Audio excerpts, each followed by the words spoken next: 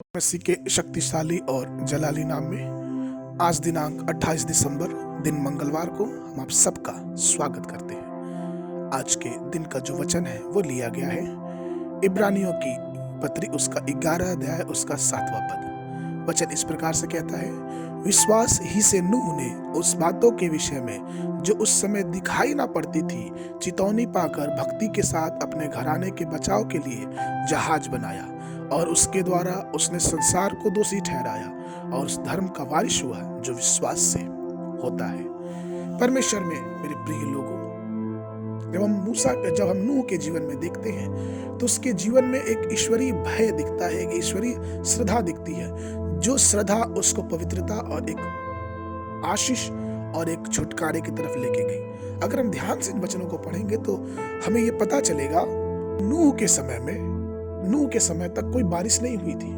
और चूंकि परमेश्वर ने उसको आज्ञा दी कि तू ऐसा ऐसा कर ले क्योंकि मैं जल प्रलय लेके आने वाला हूँ, उसके अंदर उन बातों को लेके एक श्रद्धा हो गई, एक भय हो गया कि नहीं, मुझे अगर बचना है, मुझे अपने घराने को बचाना है तो मुझे एक जहाज तैयार करना पड़ेगा। हम इस संसार में देखते हैं तो हम ये पाते हैं कि मनुष्य के जीवन में दो प्रकार का डर होता है, एक सकारात्मक जो एक सकारात्मक उत्पादन को लेके आता है और एक ऐसा डर जो विनाश की तरफ लेके चला जाता है। कई बच्चे अपने परीक्षा को देख के डरते हैं और अतिरिक्त पढ़ाई करना चालू कर देते हैं। कई बच्चे अपने माता पिता से डरते हैं और इस कारण चूंकि वो अपने माता पिता से डरते हैं, कई बार उनका डर उन्हें बुरे रास्ते से जाने से बचा देता है और कई बार कई लोगों के डर ही उनकी बुराई का कारण हो जाता है क्योंकि वो डरते हैं।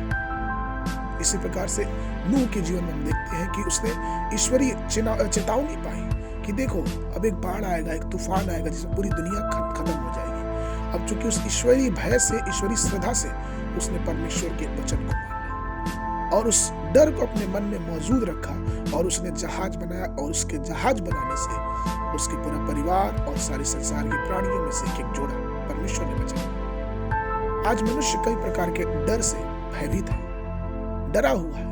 कई लोग दुष्ट आत्माओं से डरते हैं, कई लोग अंधेरे से डरते हैं, कई लोग जादू टोने वाले से डरते हैं, कई लोग छिपकली और कीड़े मकोड़े से डरते हैं, कई लोग बुरे बुरे सपनों से डरते हैं और कई प्रकार के लोग अलग अलग सतावत के जो उनके अंदर क्या खाएंगे, क्या पिएंगे, क्या पहनेंगे, हमारा कल कैसा होगा, इस प्रकार की सोच ने मनुष्यों के अंदर एक डर पैदा कर दिया है।